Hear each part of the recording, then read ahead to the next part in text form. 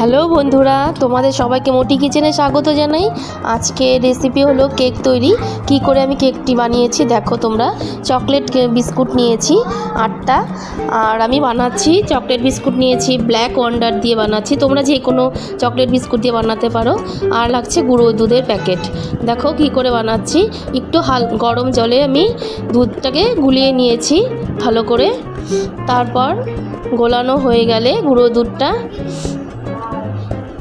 তারপর আমি চিনিগুলো গুঁড়ো করে নিয়েছি আর বিস্কুটগুলোকে ভালো করে গুঁড়ো করে নিয়েছি। ক্রিমটা আগে থেকে বের করে রেখেছি, বের করে বিস্কুটগুলোকে গুঁড়ো করেছি ভালো করে মিক্সিতে। গুঁড়ো করার পর গুঁড়ো দুধটা দিয়ে দেবো অল্প অল্প করে, দিয়ে চামচ দিয়ে ভালো করে মিশিয়ে নিতে হবে। মিশিয়ে নিয়ে তারপর ভালো করে ফেটাতে হবে। তোমাদের কাছে যদি ফেটানোর জিনিস থাকে তাহলে সেটা দিয়ে ফেটাবে, আর না হলে আমি চামচ দিয়ে করেছি। অনেকক্ষণ 20-25 মিনিট লেগেছে। ভালো করে ফেটিয়ে নিতে হবে, তাহলে ভালো হবে, যাতে কোনো দানা দানা না থাকে।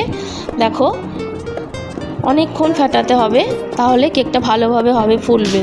আর একটু সামান্য পরিমাণ গরম জলের মধ্যে বেকিং সোডাটা নিয়েছি, যেটা আমাদের ঘরে সবসময়ই থাকে, খাওয়ার সোডা, সেটা দিয়েছি একদম অল্প পরিমাণ জল দিয়ে। এটা তোমরা বাড়িতে যখন তখন তৈরি করে খেতে পারো। অনেকক্ষণ ফেটাতে হবে। দেখো হয়ে গেছে আমার ফেটানো। চকলেট কেক খেতে আমার ছেলে অনেক পছন্দ করে, তাই এটা আমি বানিয়েছি। দেখো আমি প্রেসার কুকারে দিয়ে দিয়েছি কেক তৈরির স্ট্যান্ড। কেকটা বাটিটা আমি বসিয়ে দিয়েছি। একদম লো ফ্লেমে কেকটা তৈরি করতে হবে। প্রেসার কুকারের সিটিটা খুলে রাখবে, আর একদম লো ফ্লেমে যাতে হয়। দেখো আমার কেক তৈরি হয়ে গেছে। আধা ঘন্টার মতো বসিয়ে রেখেছিলাম। দেখো কেকটা আমার তৈরি হয়ে গেছে।